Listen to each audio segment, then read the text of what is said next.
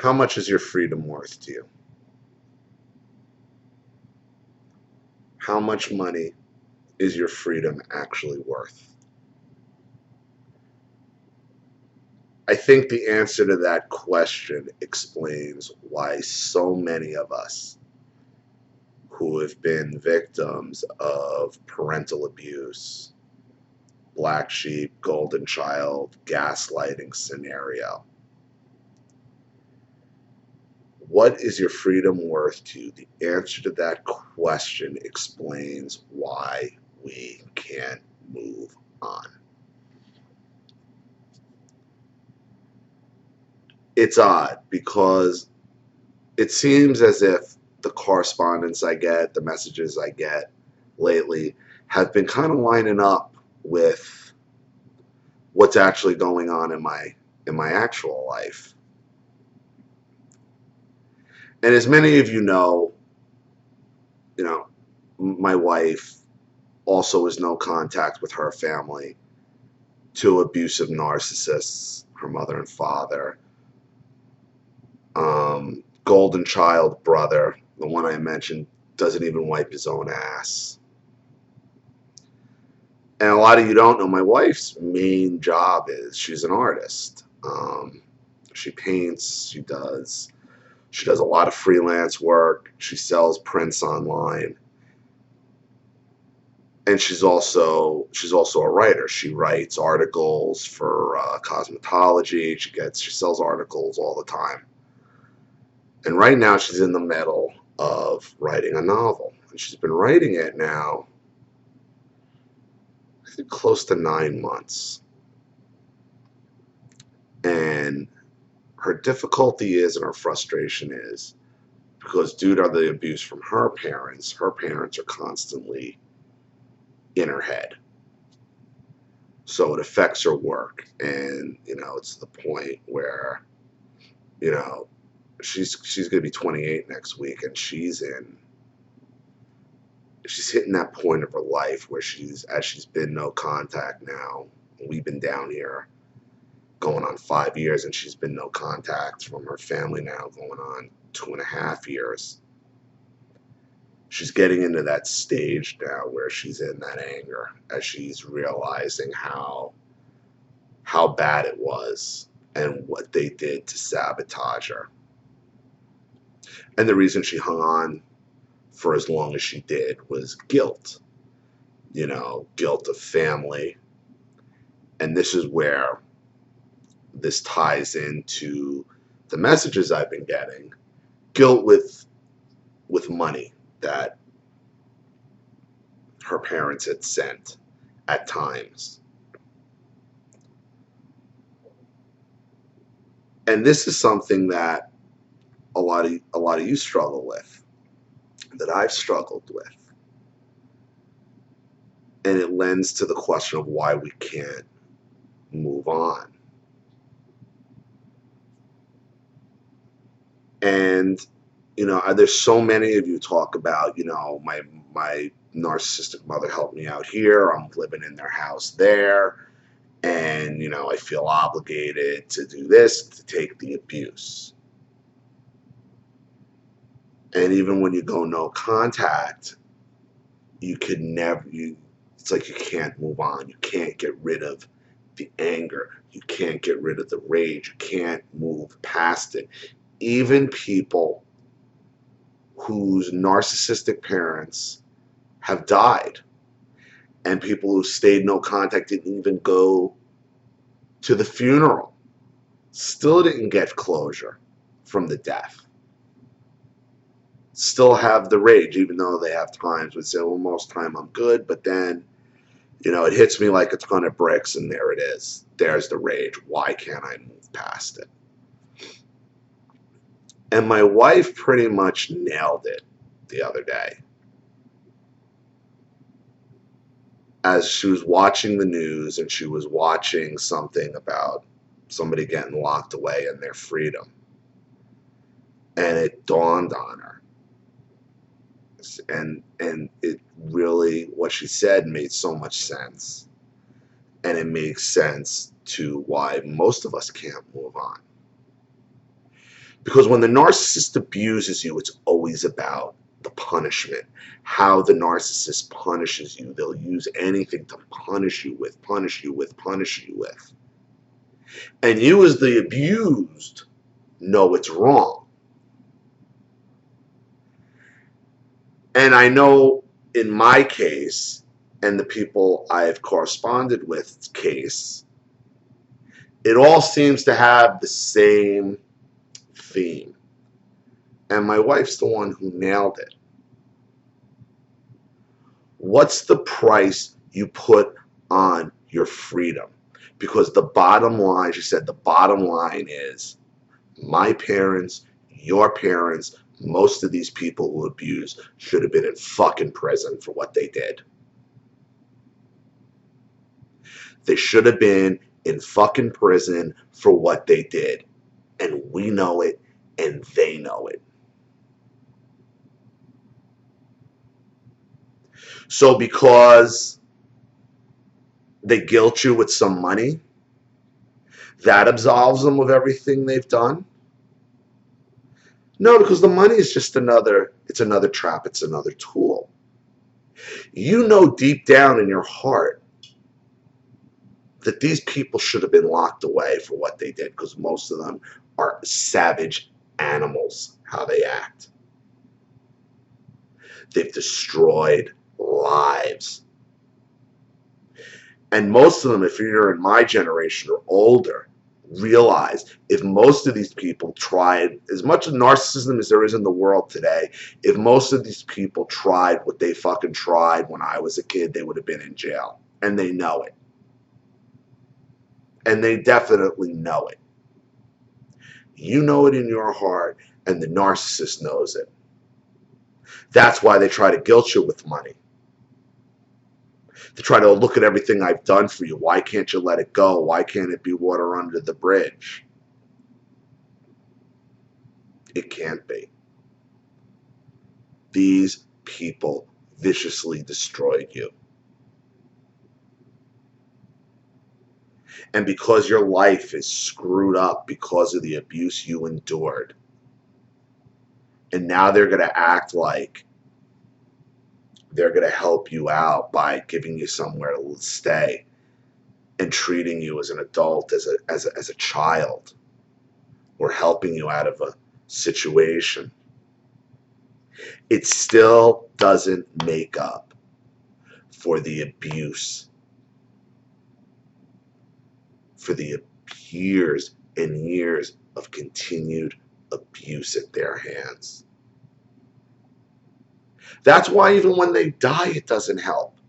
Want to know why? Because everybody dies. We know that everybody dies. So the narcissist dies, the abused dies, it doesn't really matter. Everybody's going to die.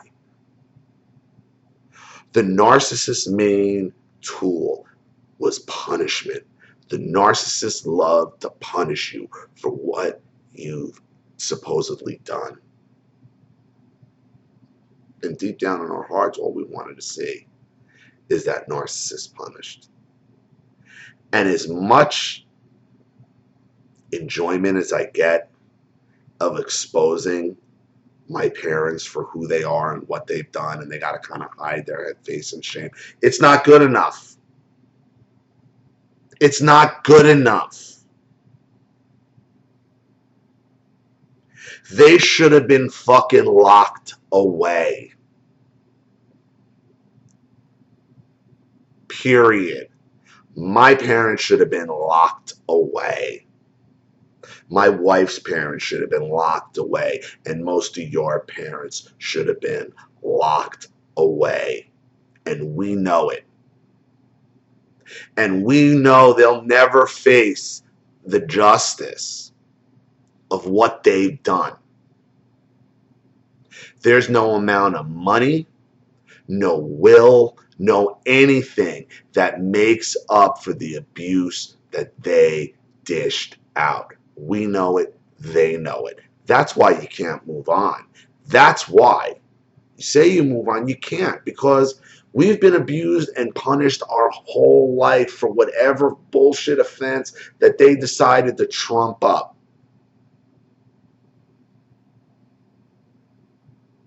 And regardless of how many YouTube videos you make or you expose them to this one or that one, we know these people should have been severely punished for what they did, and it never happened. And as satisfying as them dying will be, and it will be satisfying that when they die, it's still not going to make up for the years of abuse. I'll be happy to know when my parents never walk this earth again, and that day can't come soon enough. Can't come soon enough. I think it's coming really soon for one of them, actually. I just have one of those feelings. I don't think one of them's very well.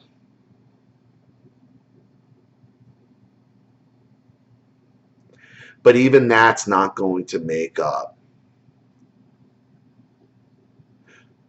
for the physical, the emotional, the sexual abuse, the negligence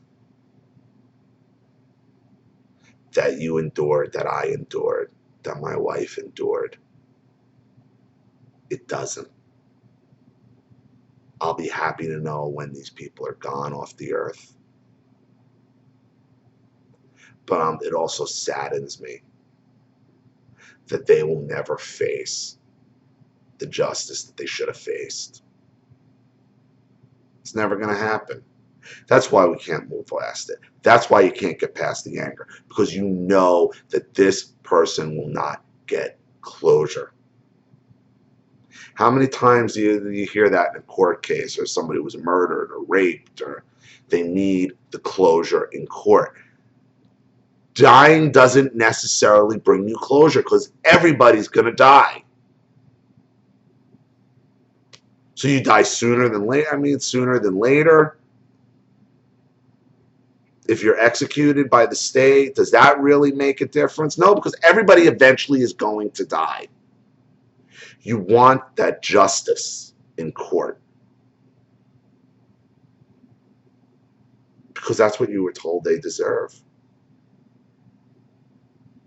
That's what you were told everybody else would deserve, except you. Because for some reason, you deserved it, you caused it, you're the black sheep, you're fucked up. Everybody else gets justice, not you. Fuck that. That's why you can't move on, because you know deep down you deserved justice. You deserve to see your abuser locked away. You deserve to stand in front of somebody impartial and tell them what this fucking asshole did to you and how they ruined your life, and then have that judgment handed down on them for a change. Because what they did to us is a life sentence. We're going to be chasing these goddamn demons out of our heads for the rest of our lives. That's reality. And as shitty and as sucky as it is to say, that's the reality we have to deal with.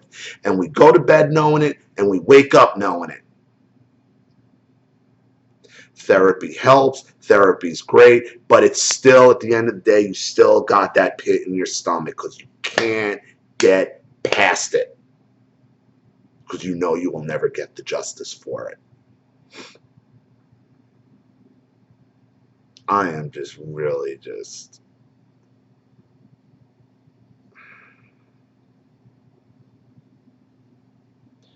I look at my wife, and she is one of the most talented people you've ever seen in your life. And these parents tried to ruin her. And they're losers. And they're utter losers. And she can't get them out of her head. Because she knows they'll never face the justice that they deserve. I want to say something else about another message I received. Girl in Australia, very nice, beautiful family. Narcissist mother, stirring the pot. And she got a message. She said she tried to call her, I guess, her grandmother. And her grandmother wouldn't talk to her and said, you know what you did. Now, I explained to this girl that your grandmother did you a favor because your grandmother's telling you exactly who she is. You know what you did is such a narcissist statement to say to you. I'll tell you what it is. It's an accusatory statement that's used by interrogators for interrogation purposes. And the purpose of it is, it's an accusatory statement to get information that you don't know. I can't tell you how many derivatives I've used of you know what you did in an interrogation. And people spilled their guts about shit I had no idea about. Now, we as abuse victims always think we've done something wrong, right? So when you call somebody and they're with somebody you're supposedly a family member, and they reject you and say, you know what you did. Okay, that's bullshit. First of all, the response is, you know what? Fuck you, never call me again. Fuck you, bitch, and thank you for telling me who you really are. That statement is to put you on edge and to dig for information, because then you're guessing. It's like, no matter what you say, they're going to act like they knew about it and it was the worst thing you ever did. We're getting too old and too smart and been through too much to be tripped up by a fucking narcissist in disguise. And for a supposed grandmother to do that to her grandchild, and you know, I don't want to air this person's dirty laundry out there, but I thought it was a great example of abuse patterns that we fall into. If somebody tells you you know what you did, fuck off. Either tell me what I did or what you think I did, or get out of my face. Period. Don't talk to me like I'm some kind of criminal or some kind of child you're trying to figure out how many cookies they had out of the cookie jar. Show me some goddamn respect. You have a problem with something I did, say it to my face. Don't hide behind accusatory statements trying to dig for information and put me on edge or put you on edge. Tell that person to go fuck themselves and to stay out of your life. They're telling you everything you want to know about them in a statement like that. You're a grown-ass person. You are an adult. And you get I'm not talking to you, you know what you did. Kiss my ass. You know what you did. Oh, what? You found out I went coffin shopping for you, you old bitch? Get in the coffin and die. That's your response to that woman. Start sending her funeral home for sure, so she gets the fucking point. You know what you did. Oh, you do? Oh, you know? You just say outlandish shit to that. Outlandish shit. Freak them out. Because they're just playing head games with you. Play some head games back. And then cut them out of your life permanently. I know I keep beating this no contact drum, but it's so important. These people tell you who they are if you just listen to them. Cut them out. Cut them all out. You know who they are. You know who's detrimental to you. You have the opportunity right now to choose who you bring into your life and to make it better. You surround yourself with better people, better things are going to happen for you in your life. It's that simple. I'm a huge believer in karma. You bring around a bunch of negative assholes that are going to do nothing, that want to do nothing but drag you down. Well, that's what's going to happen. They're going to drag you down. Stand up for yourself and kick them out. Kick them to the curb and get them out of your goddamn life. All right, everybody. I actually feel a little better. So let me know what you think. Please subscribe if you haven't. Feel free to share any of my videos anywhere you like. This is Ollie Matthews, and I will talk to you all again real soon. Thanks, everybody.